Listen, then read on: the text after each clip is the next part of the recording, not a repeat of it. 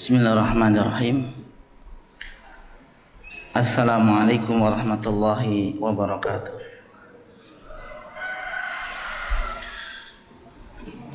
Innal hamdalillah, segala puji hanya milik Allah Subhanahu wa taala.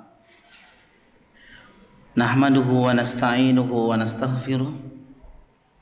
Kepada Allah lah kita selalu memujinya, memohon pertolongan dan memohon ampunan atas segala dosa dan kesalahan kita. Wa na'udzu billahi min syururi anfusina wa min sayyiati a'malina. Dan kepada Allah pula kita berlindung dari segala keburukan jiwa dan amalan-amal kita. Man yahdihillahu fala mudhillalah. Ketahuilah,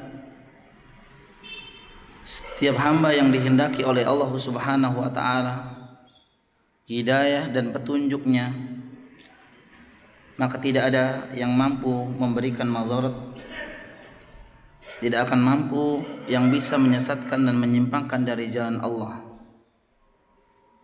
Wa man yudlil fala hadiyalah. Demikian juga ketika Allah Subhanahu wa taala menghendaki hambanya hidupnya dalam kesesatan, iyadzan billah, kita berlindung kepada Allah Subhanahu wa taala. Maka tidak ada satupun makhluk di permukaan bumi ini yang mampu dan sanggup memberikan hidayah dan petunjuk, sekalipun mereka adalah orang-orang yang terdekat. Ada hubungan keluarga, misalkan orang tuanya, putra putrinya, pamannya, keponakannya, semua itu tidak akan sanggup memberikan hidayah kecuali atas izin dari Allah Subhanahu wa taala. Asyhadu an la ilaha illallah wahdahu la syarikalah wa asyhadu anna Muhammadan abduhu wa rasuluh. Kita bersaksi bahwa tidak ada sesembahan yang berhak disembah di permukaan bumi ini kecuali Allah Subhanahu wa taala semata. Dan kita bersaksi bahwa Nabi Muhammad sallallahu alaihi wa ala alihi wasallam, beliau adalah hamba dan utusan Allah. Allahumma salli wa sallim mubarik ala Muhammadin wa ala alihi wa ashabihi ajma'in. Qala Allahu azza wa jalla, yarfa'illahu alladhina amanu minkum walladhina utul ilma darajat. Amma ba'du. Jamaah sekalian, bapak-bapak dan ibu-ibu yang dirahmati Allah Subhanahu wa taala, selalu dan senantiasa kita awali setiap pertemuan dengan memuji Allah Subhanahu wa taala. Karena karunia nikmat yang telah Allah Subhanahu wa taala berikan kepada kita yang mengantarkan kita di tempat yang mulia ini, mengantarkan untuk melaksanakan satu ibadah yang agung yang diwajibkan oleh Allah Subhanahu wa taala dan Rasulnya, yaitu salat subuh berjamaah bagi kita sebagai seorang laki-laki.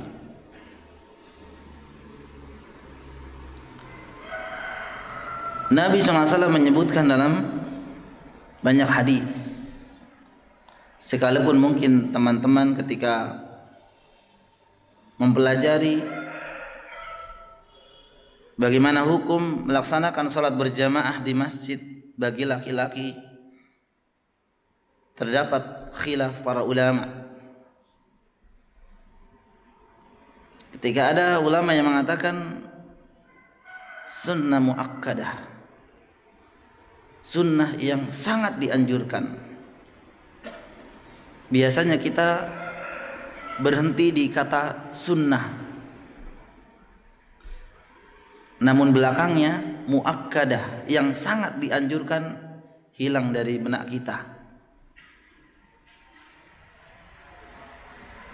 Sehingga tidak sedikit dari kaum muslimin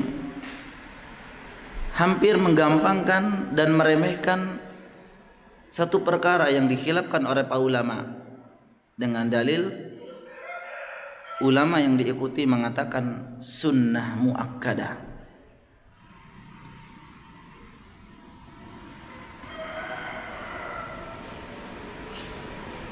Namun kalau kita lihat kaum muslimin, ketika seorang ulama mengatakan sunnah muakkadah,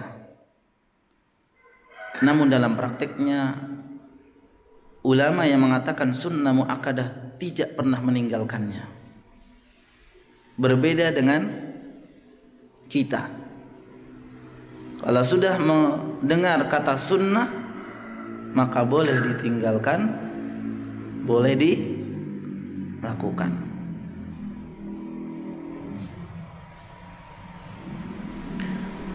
Atan Nabiya sallallahu alaihi wa ala alihi wasallam rajulun a'ma. Ini di antara dalil wajibnya bagi kita bapak-bapak sekalian untuk sholat berjamaah subuh, zuhur, asar dan maghrib dan isya. Telah datang kepada Nabi SAW seorang laki-laki yang buta. Namanya siapa Pak? Ibnu Ummi Maktum, muadzin Nabi SAW. Muadzin Nabi SAW.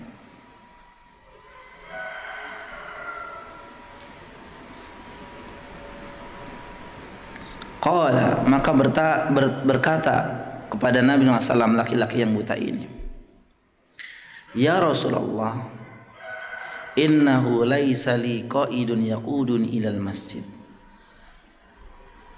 Sesungguhnya saya tidak memiliki penuntun, teman yang menuntun untuk aku untuk selalu mendatangi sholat berjamaah di masjid.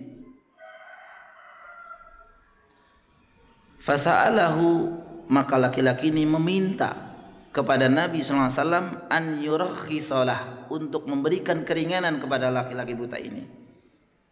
Apa yang diinginkan laki-laki ini? Keringanan apa? An yusalliya fi baitih, agar diberi keringanan dengan udzur tidak bisa melihat, tidak ada yang menuntun, agar dia dibolehkan sholat di rumah. Farakhasalah, maka ketika itu Nabi SAW memberikan uzur, untuk kamu boleh, untuk kamu boleh. Saat itu Nabi memberikan rukhsah. Falamma walla da'ahu qal, maka ketika laki-laki ini hendak meninggalkan Nabi, ya mungkin 1 langkah, 2 langkah, 3 langkah, qal, maka mendengar Nabi SAW bersabda, hal tasma'un nida'a bis-salah, atau fima makna, apakah engkau mendengar panggilan azan untuk salat? Qala, maka laki-laki yang buta ini menjawab, na'am, ya Rasulullah, saya dengar. Qala, maka Nabi SAW bersabda, fa'ajib, maka penuhi panggilannya. Hadis yang mulai ini yang dijadikan dalil akan wajibnya seorang laki-laki dalam keadaan uzur pun diwajibkan untuk sholat berjamaah. Kalau hanya tidak memiliki penuntun, bahkan dalam hadis yang lain disebutkan, beliau menyebutkan Ibnu Ummi Maktum bahwa jalan untuk menuju ke masjid itu penuh dengan semak belukar, duri, bahkan mungkin binatang buas. Namun wallahu alam, Nabi tetap tidak memberikan uzur. Ya, mungkin kecuali uzur-uzur yang syar'i sekali, misalkan sakit, tidak bisa bangun dari pembaringan dan seterusnya. Alhamdulillah bisa melaksanakan sholat subuh ini dengan berjamaah. Mudah-mudahan amal ibadah kita diterima dan diganjar oleh Allah Subhanahu wa taala dengan ganjar yang berlimpah. Amin ya rabbal alamin. Dan alhamdulillah kita lanjutkan dengan ibadah yang lainnya. Sebagaimana Allah Subhanahu wa taala menyarankan kepada kita, fa idza faraghta fansab. ayat ini, surat ini bukannya adalah ayat yang favorit dibaca ketika sholat maghrib? Benar nggak Pak? Fa idza faraghta fansab. Yani ketika kalian telah selesai melakukan satu ibadah, lanjutkan, jangan berhenti. Bahkan fal'idzu billah, ketika sholat itu hanya sebagai jeda dari maksiat. Masya Allah. Ada nggak Pak? Ada. Ketika mereka bermaksiat, iyadzubillah, datang azan dia sholat. Habis sholat balik lagi ke maksiatnya. Perintah Allah Subhanahu wa taala dalam ayat ini, fa idza faraghta fansab. Setelah selesai ikutin ibadah yang lain lagi, banyak sekali. Ima dengan berzikir, ima dengan menghadiri majelis ilmu, yang insya Allah pagi yang mulai ini mudah-mudahan hari yang diberkahi oleh Allah Subhanahu wa taala. Karena Allah Subhanahu wa taala, Nabi sallallahu alaihi wasallam menamakan majelis-majelis ilmu yang di sana dibacakan Al-Qur'an, kalamullah dan kalamur Rasul, sabda Nabi sallallahu alaihi wasallam. Maka itulah yang disebut dengan ahlu zikir, yang disebut dengan majelis zikir atau majelis ilmu. Bahkan disebutkan majelis ilmu adalah dikatakan oleh Nabi SAW Riyadul Jannah, taman di antara taman surga. Dalam hadis yang diriwayatkan Imam Tirmidzi yang dihasankan, yang disahihkan oleh Al-Hakim, idza marartum bi riyadil jannah, jika kalian, kata Nabi, melewati taman-taman surga, farta'u, kata Nabi, mendekatlah, mampir, duduk, jangan buru-buru keluar, jangan cuma lewat saja, tapi mampir, duduk bersamanya. Qalu, maka para sahabat bertanya, ma huwa riyadil jannah, apa itu yang kau maksud wahai Nabi SAW dengan taman surga? Qala, maka Nabi SAW bersabda dan menjelaskan, hilaquz zikri, yang dimaksud dengan taman-taman surga adalah halaqah ilmu. Maka berbahagialah Bapak sekalian yang sudah menyempatkan waktunya di pagi yang mulia ini. Mudah-mudahan sekali lagi kita berdoa kepada Allah Subhanahu wa taala, pertemuan di pagi hari ini diberkahi oleh Allah Subhanahu wa taala. Baik Bapak sekalian, para jamaah, insyaallah kita akan lanjutkan pembahasan kita, yakni masuk di bab ke-7 ya Bapak sekalian ya. Mungkin Bapak-bapak yang menyimak akan tahu, akan mengikuti bab per bab. Jadi insyaallah pagi hari ini setelah kita menjelaskan mengenai tafsir kalimat la ilaha illallah, tafsir kalimat la ilaha illallah yang begitu panjang, bahkan mungkin bisa 2 atau 3 pertemuan, saya kurang lebih, atau bahkan 4 pertemuan membahas mengenai makna dari kalimat la ilaha illallah, membahas mengenai arkanu la ilaha illallah, telah membahas mengenai syurutu la ilaha illallah, membahas mengenai nawaqidu la ilaha illallah. Mudah-mudahan pembahasan yang sudah kita lewati bersama-sama ya menambah semangat kita untuk mempelajari din yang kita cintai ini. Maka masuk di bab ke-7, itu bab yang disebutkan oleh muallif, minasyirki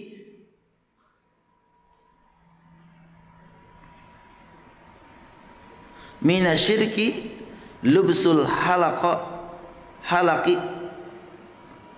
wal khayti wa nafihima li raf'il bala'i au daf'ihi. Yani minasyirki, termasuk kesyirikan,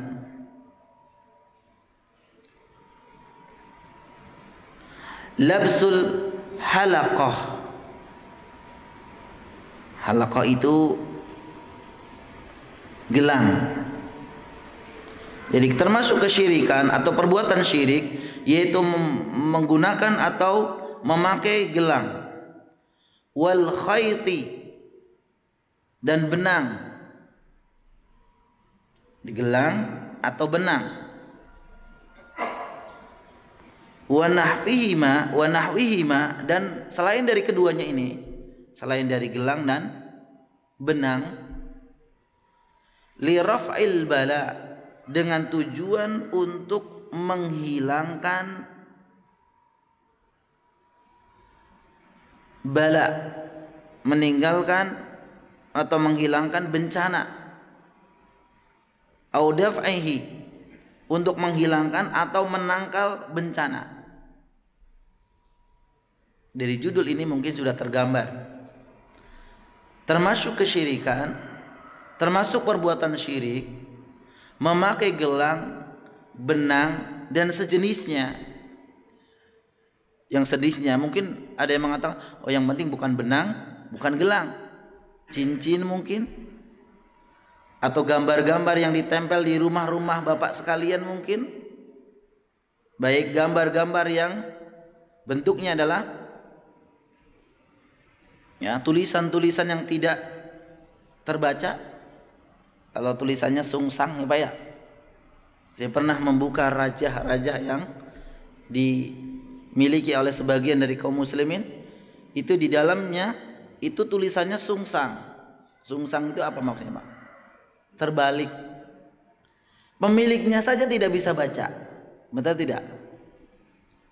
Dan tidak tahu maksudnya. Tidak tahu maksudnya.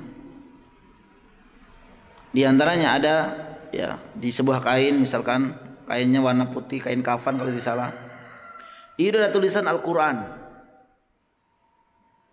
ada tulisan Al-Quran, imam surah Al-Fatihah atau surah Al-Baqarah, surat apa saja, namun ternyata ditetesi dengan darah haid. La haula wala quwwata illa billah. Ditetesi darah haid.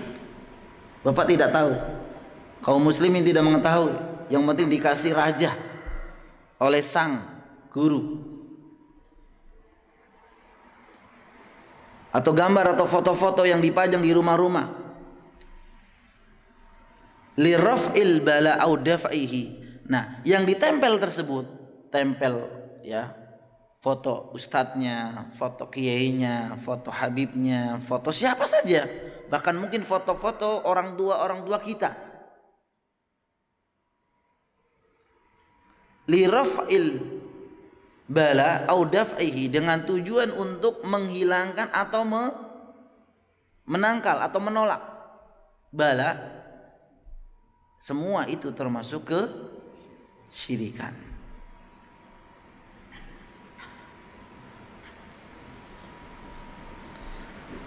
Firman Allah Subhanahu wa taala, muallif menyebutkan satu firman Allah Subhanahu wa taala dalam surat Az-Zumar ayat 38.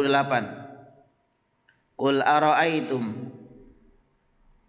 a'udzu billahi minasyaitonir rajim, qul ara'aitum ma tad'una min dunillah in aradani Allahu bidurri hal hunna kashifatu durrihi. Katakan Nabi Muhammad kepada orang-orang musyrik,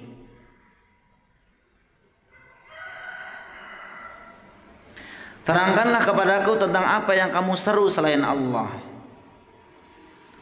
Jika Allah hendak mendatangkan kemudaratan kepadaku, apakah berhala-berhala itu dapat menghilangkan kemudaratan itu? Atau jika Allah menghendaki untuk melimpahkan suatu rahmat kepadaku, apakah mereka berhala-berhala itu mampu menahan rahmatnya? Katakanlah, cukuplah Allah bagiku, hanya kepada Allah lah orang-orang berserah diri dan bertawakal. Begitu juga beliau muallif penulis membawakan sebuah kisah An Imran ibnu Husain, dari Imran bin Husain, sahabat Imran bin Husain, yang menuturkan radhiyallahu taala anhu, menuturkan anna Nabiya sallallahu alaihi wasallam ra'a rajulan, yang menjelaskan tentang bahwa Nabi SAW melihat seorang laki-laki, fi yadihi halaqah min sufr, di tangannya, jadi ra'a rajulan, Nabi SAW melihat seorang laki-laki, fi yadihi, di tangannya, halaqatu min sufr, yakni gelang yang terbuat dari kuningan. Faqala, maka Pak Nabi SAW bertanya, mahadhihi, sambil dipegang ya Pak ya, mahadhi, apa ini? Qala, maka laki-laki menjawab, alwahana, alwahana. Laki-laki ini menjawab, gelang wahin. Wahin itu artinya sesuatu untuk menangkal penyakit.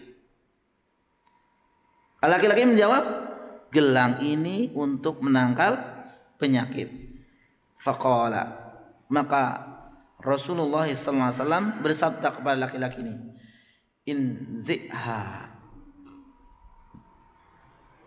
atau inza'ha, lepaskan, ya, lepaskan gelang ini.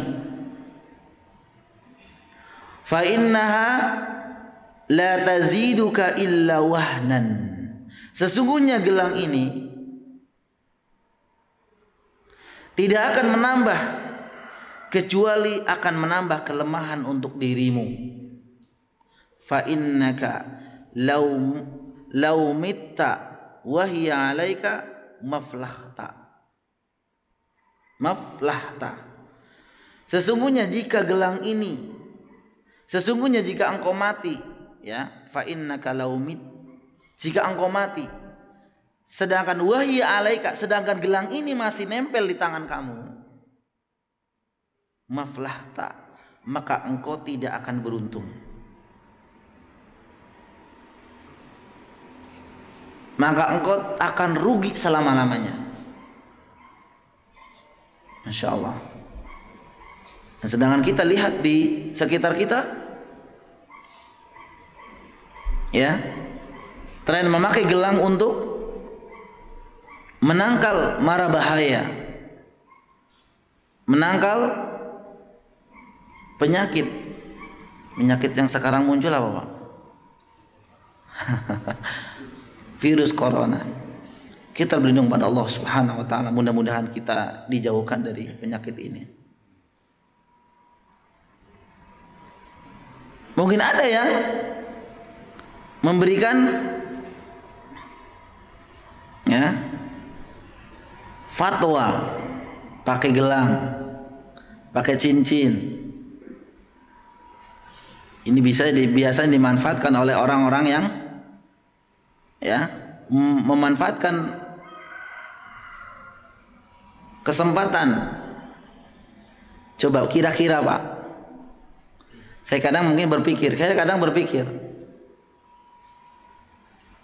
sampai saya ketika di Saudi pun kadang ingin berdagang, karena yang banyak jamaah dari Indonesia. Kita biasanya kesukuan, kebangsaan, betul tidak Pak? Jualnya sama, kurma, tapi Bapak yang dagang, kira-kira yang dideketin orang lain, negara lain atau Bapak? Bapak insya Allah. Ya, misalkan bilang 10 real, 10 real, 10 real. Ingat Pak? Bapak langsung telinganya, loh kok kalimatnya nggak asing, khas, itu bahasa Indonesia asli.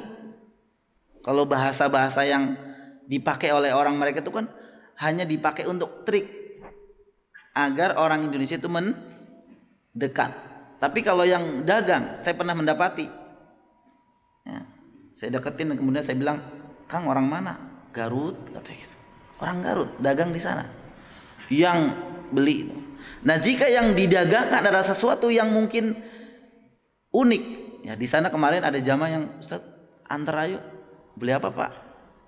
Beli akik, batu akik.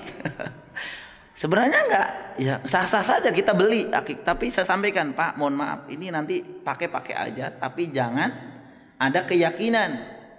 Nah misal saya yang dagang, ya, buat penglaris, kira-kira dagangnya dia Saudi, yang dagang orang Indonesia, kira-kira gimana? Wah, laris manis. Sekarang pun mungkin, misalkan batu akik itu dikasih apa?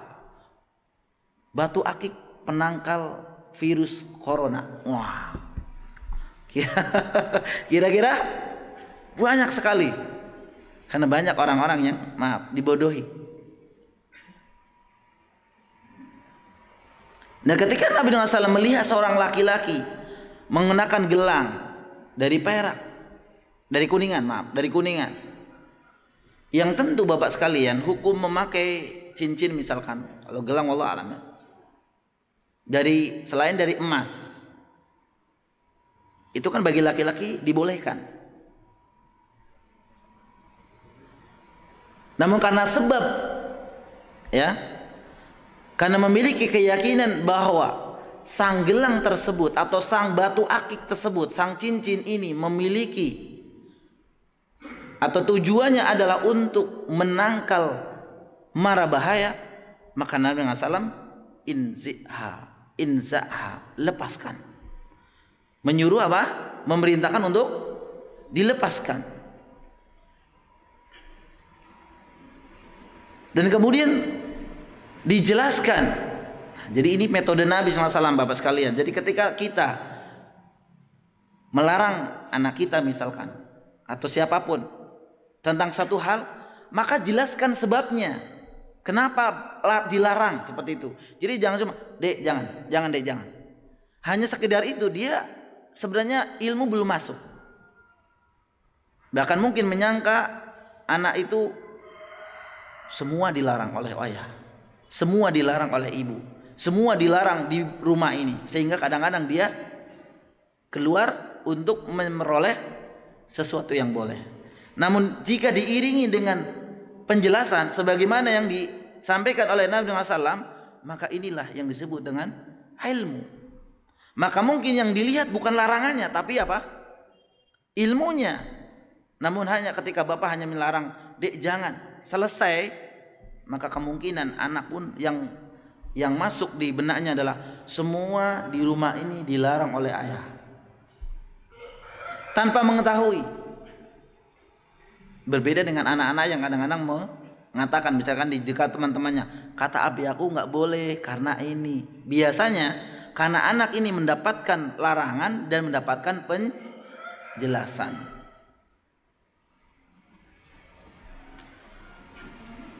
Apa penjelasan atau ilat ya, sebab alasan tidak dibolehkan untuk menggunakan gelang ini? Karena memang ketika ditanya, "Mahadhihi, apa ini?" Kata dia adalah minal wahid. Ini adalah sesuatu untuk menolak penyakit. Artinya diniatkan untuk menolak mara bahaya. Dan ilat inilah yang dijelaskan oleh Nabi SAW. Kalau niatnya adalah untuk ini, maka lepaskan. Fa innaha la taziduka illa wahid. Karena sesungguhnya jika engkau memakai terus, sesungguhnya gelang itu tidak memiliki atau tidak menambah kecuali kelemahan. Bahkan ditegaskan oleh Nabi SAW, "Fa innaka laumit." Bahkan jika engkau itu meninggal, wa ya alaika, dan gelang itu masih engkau pakai dan masih mempercayai dan meyakininya, maka kata Nabi, "Maflahta," engkau tidak akan beruntung selama-lamanya.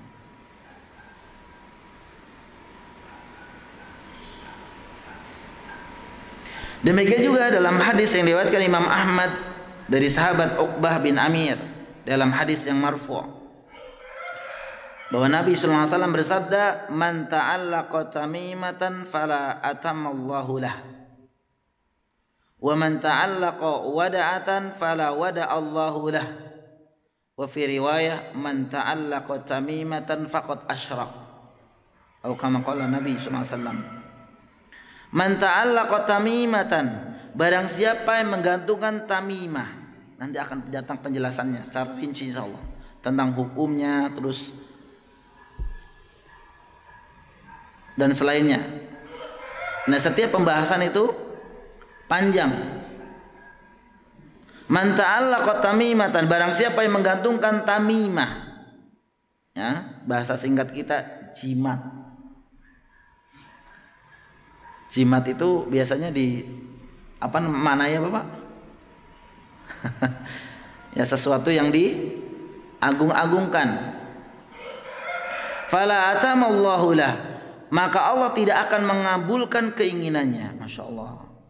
Bapak sekalian, mungkin ada orang yang sering mengeluh, kenapa permintaan dan doa kami hampir tidak pernah dikabulkan oleh Allah Subhanahu wa taala.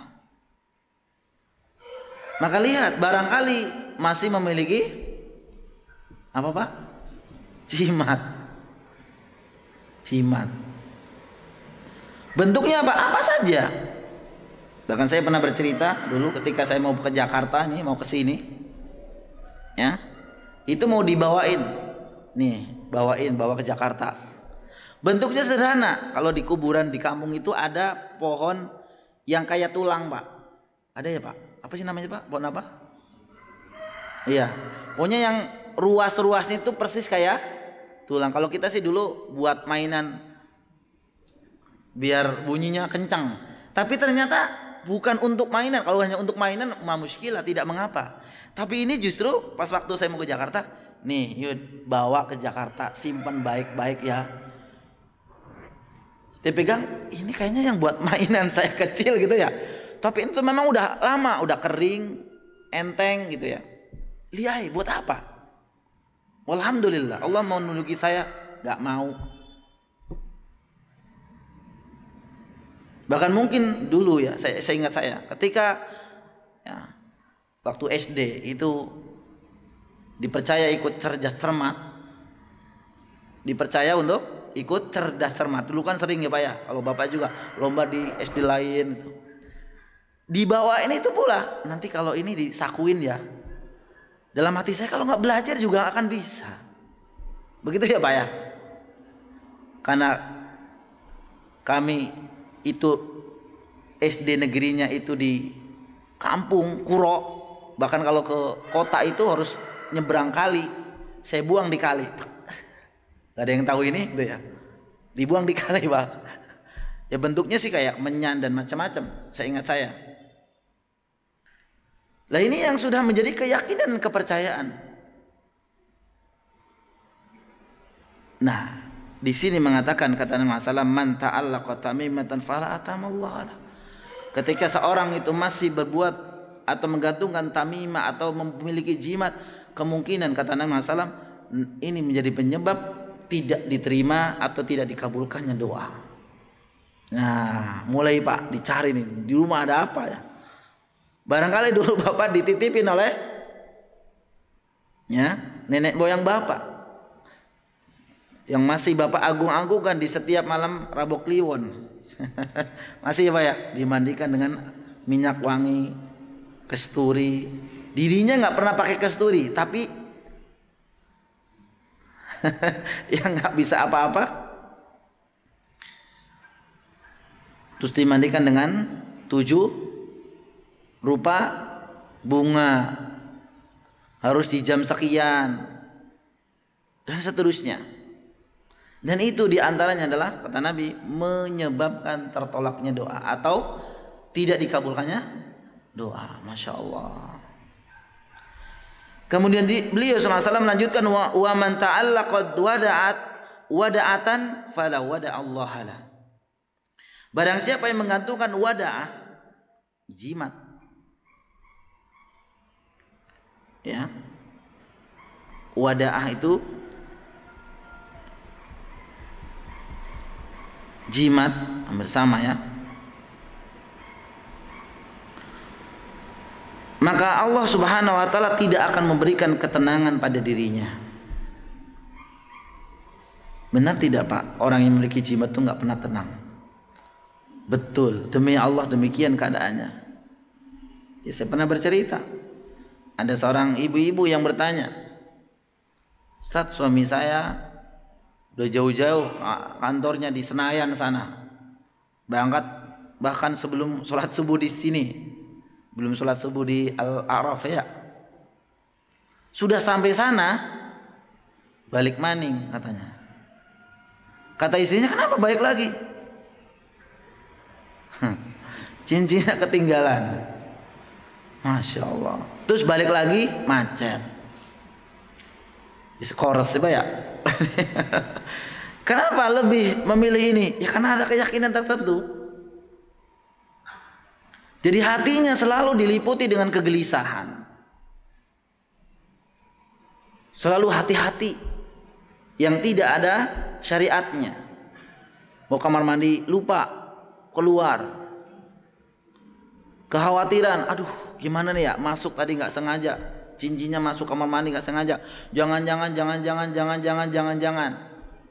Ketika anak sakit, sebenarnya biasa anak sakit lagi batuk karena musim dingin, langsung ke situ ujungnya. Apa karena saya kurang merawat cincin ini ya? Loh. Betul loh Pak, betul. Demikian yang terjadi. Jadi selalu diliputi dengan kegelisahan. Sesuatu hal yang menjadi sunatullah, sakit, batuk, panas, ya sunatullah kan Pak ya. Misalkan lagi musim dingin, anak batuk, orang yang sering olahraga aja sakit, ya. Yang kemarin pemberangkatan kemarin di Madinah itu sampai 3 derajat dinginnya. Nah, mutawif kita sakit. Artinya kalau kita yang baru datang sakit, orang bilang maklum karena baru datang. Lah mutawif kan udah lama di situ. Artinya tubuh itu sudah adaptasi, tapi sakit. Makanya saya bilang, Ustaz Habibi namanya dari MTB. Ustaz, kok sakit? Ketawa beliau. Ya, batuk, kedinginan. Ya karena tugas dari beliau tetap eksis. Nah ini kan sunatullah.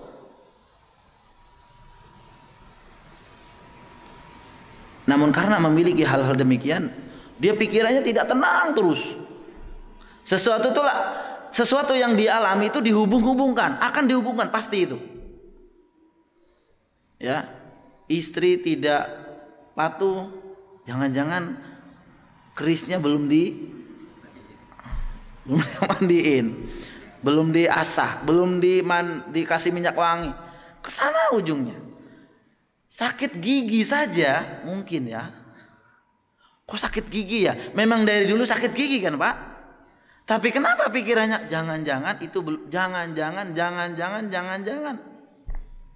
Selalu itu. Makanya disebutkan oleh Nabi SAW, ya, barang siapa yang menggantung kepada wadah ayat jimat, ya, fala wada Allahullah, Allah pun tidak akan memberikan ketenangan kepadanya. Nah ini sebagai pelajaran bagi kita Bapak sekalian. Wa fi riwayat, dalam riwayat yang lain, man ta'allaqa tamimatan faqad asyrak. Barang siapa yang menggantungkan tamimah atau jimat, maka sesungguhnya dia telah berbuat kesyirikan. Yang mengatakan ini siapa Pak? Bukan saya. Iya, saya penyambung lidah.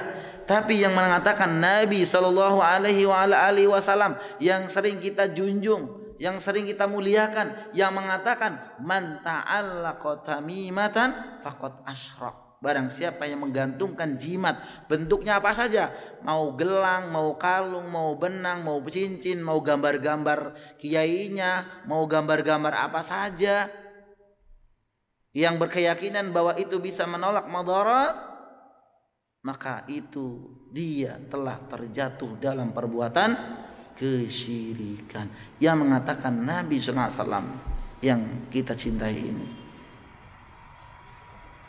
Jadi misalkan ada yang, aduh saya punya banyak di rumah nih, ayo Pak kita ajak untuk bersama-sama tawakalna Allah.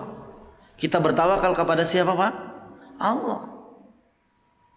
Iya Ustaz, saya tawakal sama Allah, tapi kadang-kadang ke situ, itu yang disebut syirik. Karena tawakalnya double. Karena hak tawakal itu kepada siapa? Allah. Jadi kalau sekali-kali kepada Allah, sekali-kali ini,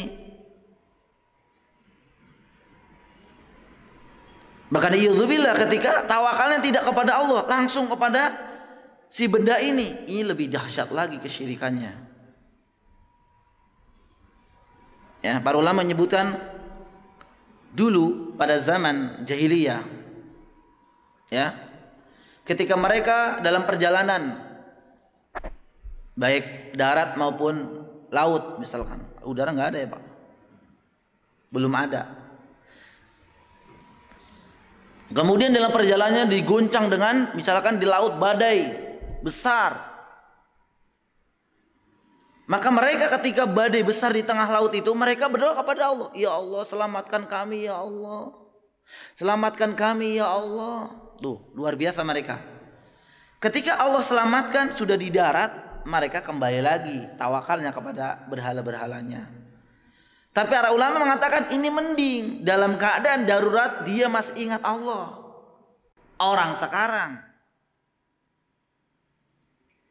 ketika banjir bandang, ketika petir menyambar, bukan berdoa kepada Allah, dia langsung ngambil kotak, dibuka kotak itu, Mbah tolong jangan hujannya gede-gede, jangan banjir kayak kemarin tanggal 1 ya Pak ya, tolong Mbah, langsung kan ini. Makanya para ulama mengatakan kesyirikan pada zaman ini lebih dahsyat dibanding dengan kesyirikan pada zaman jahiliyah. Namun walaupun lebih dahsyat, walaupun mending artinya dari sekarang, namun tetap mereka adalah penghuni api neraka. Mereka mendingnya adalah ketika darurat, ketika dalam keadaan genting, mereka meminta siapa? Namun orang-orang pada hari ini, para ulama mengatakan ketika mereka diguncang dengan badai, dengan apa saja, mereka langsung memanggil ya Badawi, ya Syekh Qadir Jailani, langsung meminta ke sana. Maka para ulama mengatakan kesyirikannya lebih besar dibanding dengan kesyirikan pada zaman jahiliyah. Itu, ini para ulama yang mengatakan, bukan saya Pak.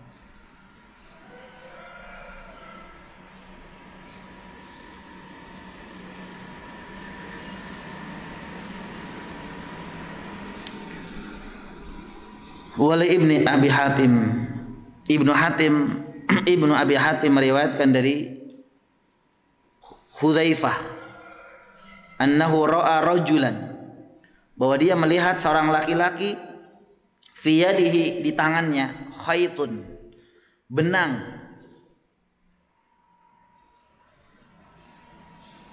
untuk mengobati sakit panasnya.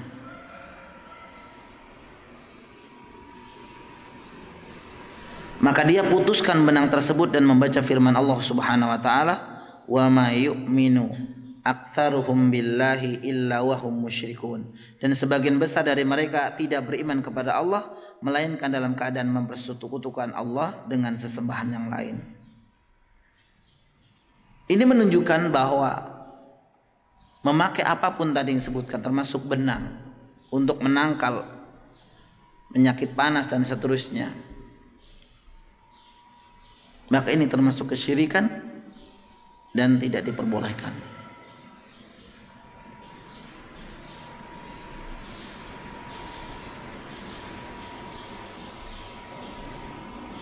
Dan dengan dalil-dalil yang lain, Bapak Ibu Bapak sekalian rahimakumullah, yang mengenai larangan-larangan menggantungkan tamimah, menggantungkan jimat.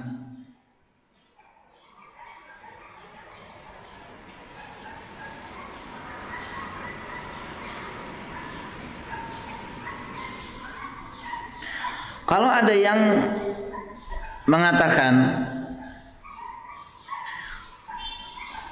bahwa saya tidak percaya dengan jimat ini,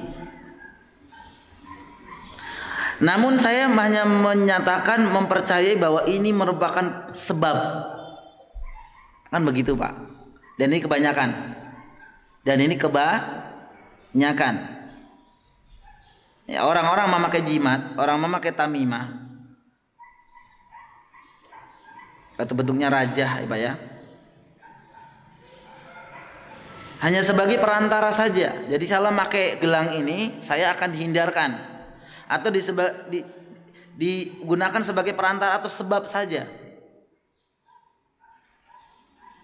Maka benarkah atau dibenarkan, apakah dibenarkan tamimah jimat ini adalah sebab yang dibolehkan? Maka ternyata kaum muslimin, Bapak Ibu sekalian rahimakumullah, bahwa ini adalah pendapat yang keliru atau salah. Karena ternyata mengambil atau karena jimat itu merupakan sebab yang tidak diperkenankan oleh Allah. Sebab yang tidak diperkenankan oleh Allah dan Rasulnya secara syar'i. Maka inilah yang tidak dibolehkan. Namun jika sebab-sebabnya adalah sebab yang disyariatkan atau diperintahkan, dibolehkan oleh Allah dan Rasulnya, maka tidak mengapa. Jadi mungkin intinya seperti ini Bapak sekalian. Ketika seseorang memakai sesuatu, karena mungkin kita lihat di sana ada gelang magnet, benar nggak Pak? Magnet ya, atau cincin magnet yang secara medis katanya bisa menyembuhkan penyakit apa? Jantung, semutan, apalagi Pak? Apa saja ya kalau kita lihat. Dan selainnya,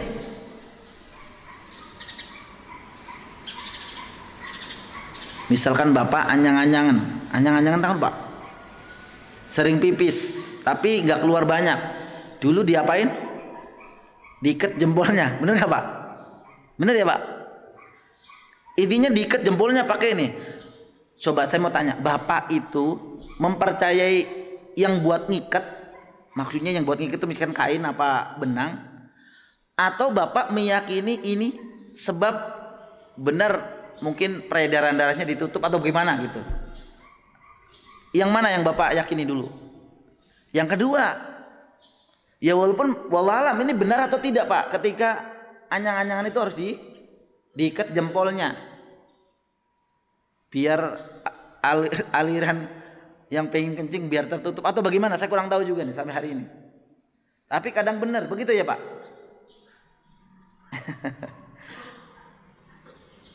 Jadi intinya Bapak sekalian, dalam mengambil sebab kayak kita misalkan sakit batuk, sakit mata, sakit perut, sakit apa aja ke dokter, begitu Pak, dikasih obat sembuh. Maka kita mengambil sebab. Siapa sebabnya? Dokter. Siapa sebabnya? Obat. Kalau nggak ke dokter, pusing Ustaz, pusing saya, bodrek. Ya, itu memang obat yang mundu zaman, dari zaman dulu ya Pak. Ya, saya juga kemarin umroh pakai. Ya itu cocoknya itu. Mau obat apa saja, pokoknya ini yang Jadi intinya untuk mengambil sebab atau ketika mengambil sebab untuk meraih manfaat, mengambil sebab untuk meraih manfaat atau menolak madorot, itu harus memenuhi dua persyaratan. Nah, harus memenuhi dua kriteria biar dibolehkan. Satu,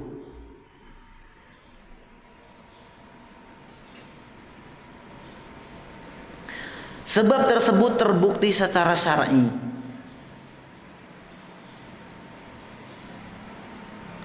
Sebab tersebut terbukti secara syar'i dalam dua hal, baik ditunjukkan dengan dalil atau terbukti melalui eksperimen ilmiah. Nah, eksperimen ilmiah harus ada di antara dua ini. Maka misalkan tadi ada orang menggantungkan tasbih misalkan di mobil Bapak.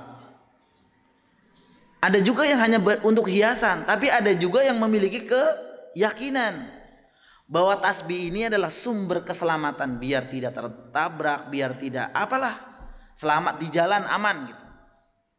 Nah, sekarang cari dalilnya. Apakah ada dalil yang menyebutkan bahwa jika tasbih digantung di kunci motor, mobil atau digantung di depan rumah itu menjadikan aman? Ada tidak? Ora ada bahasa Cimuningnya kan? Tidak ada. Jadi ini artinya sebab ini tidak syar'i dalam agama. Nah, inilah yang disebut dengan jimat.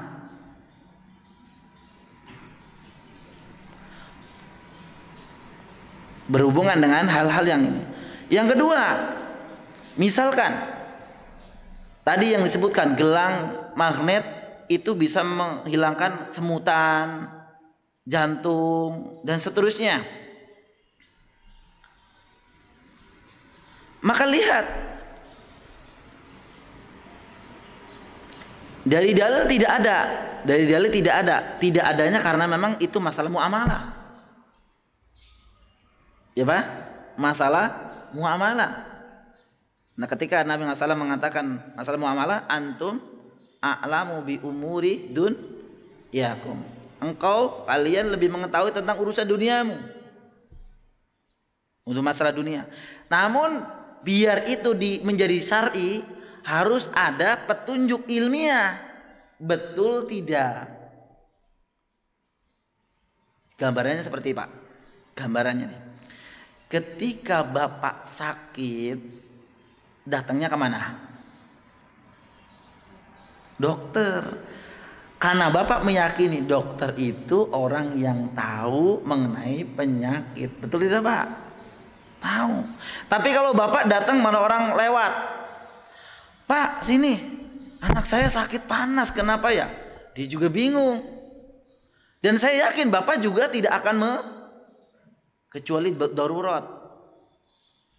Kayak dulu cerita, saya dulu dijadwalkan di khotbah Jumat di kantor pajak sini yang dekat terminal ya Pak. Beliau cerita, saat pernah kita itu khotibnya tidak datang, saya lari ke pinggir jalan, saya panggil orang yang lewat. Nah, Bapak bagaimana? Darurat Ustadz. Tuh Pak, maksudnya gini Pak, dia tidak meyakini itu orang yang penting pakai peci, pakai sorban, pakai imamah. Itu saya panggil suruh khotbah Jumat gitu ya. Walaupun hasilnya katanya gitu, hasilnya gitu. Dia tidak meyakini, artinya mencari sebab itu tidak syar'i, tidak ilmiah ini. Kalau hanya lihat style saja. Ya makanya ketika misalkan kayak gelang, ya Pak ya tadi gelang itu, kalau memang secara ilmiah kedokteran memang itu berpengaruh, maka dibolehkan. Tapi ingat, nah yang kedua nanti kita sampaikan. Jadi yang pertama Bapak sekalian, sebab itu dibolehkan jika sebab itu terbukti secara syar'i. Secara syar'i itu ada dua. Yang pertama, jika berhubungan dengan agama adalah ditentukan oleh dalil. Jika itu masalah yang memang muamalah Bapak sekalian, masalah keseharian Bapak, penyakit dan seterusnya, maka yang kedua, secara syar'i, secara ilmiah iya enggak. Maka tadi misalkan ada yang mengatakan, ada yang jualan, ya ini apa namanya, batu akik penangkal virus corona. Bapak jangan buru-buru beli, ilmiahnya gimana, benar atau tidak, seperti itu ya Pak.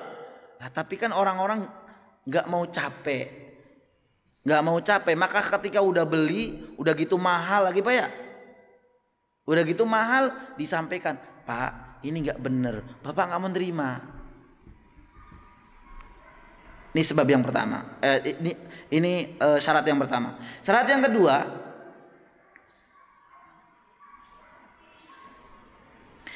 jika memang itu secara ilmiah, ya Pak ya, atau secara dalil atau secara ilmiah itu sudah ditentukan, ini benar loh, memakai gelang magnet itu bisa menghilangkan penyakit A, B, C, D, E. Namun yang kedua, ketergantungan hati tetap hanya kepada Allah. Di sini ada dokter, misal, yang benar-benar dipercaya oleh masyarakat. Ada nggak Pak? Yang kalau pasien lihat kok pasiennya itu masya Allah ya Pak, pasien itu berjejer, parkiran sampai penuh. Sebenarnya ketika Bapak sakit masuk cuma ditanya, Pak sakit apa? Udah berapa hari? Diminum obat apa? Kan begitu ya Pak? Dikasih sembuh. Akhirnya Bapak meyakini kalau sakit pokoknya ke dokter dia. Betul nggak Pak? Ada seperti itu. Saya pernah tanya juga saking penasarannya. Katanya kalau dokter itu mah memang ngasih dosisnya tinggi sehingga penyakitnya cepat ludes gitu. Ada yang begitu. Wallahu alam ya, benar atau tidak ya. Jadi ngasih dosisnya lebih dari kadar. Jadi sehingga cepat sembuh. Itu bagian kedokteran saya kurang tahu. Nah, walaupun misalkan ke dokter ini si fulan bisa sembuh, sering sembuh, anak saya cocok, kan begitu ya Bapak bilang kan? Anak istri saya itu cocok kalau dokter ini.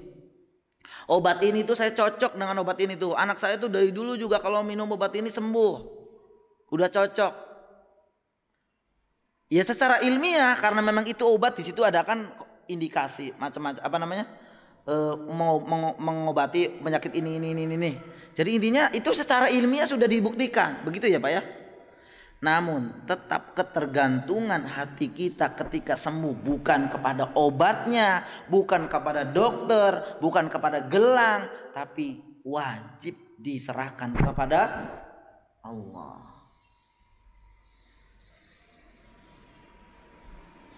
Orang yang mengambil sebab untuk sembuhnya penyakit dengan minum obat, maka hatinya harus tergantung kepada Allah, bukan pada obat, bukan pada Pak Dokter. Paham Pak? Paham. Alhamdulillah. Baik Bapak sekalian, karena waktunya sudah lewat dari syuruk, ini masih membahas mengenai bab 7. Kemudian kita akan bahas kembali, ini ada pembahasan tambahan ya, apakah jimat termasuk syirik? Sebenarnya sudah ditunjukkan dengan dalil tadi. Kemudian menggantungkan hati pada jimat, bagaimana keadaannya. Kemudian tawakal, itu kunci kemudahan dan seterusnya. Mudah-mudahan satu pertemuan lagi kita bisa selesai. Demikian Bapak sekalian yang dirahmati Allah Subhanahu Wa Taala, pembahasan yang insya Allah bermanfaat bagi kita semua. Mudah-mudahan pertemuan selanjutnya bisa kita lanjutkan. Kita memohon kemudahan kepada Allah Subhanahu Wa Taala ya, agar kita diberikan keistiqomahan mengikuti dari syariat Allah dan Rasulnya, dan mudah-mudahan kita dihindarkan dari hal-hal yang memadzarkan kita semua. Kita akhiri dengan doa penutup majelis. Subhanakallahumma bihamdik asyhadu an la ilaha illa ant astaghfiruka wa atubu ilaik. Assalamualaikum warahmatullahi wabarakatuh.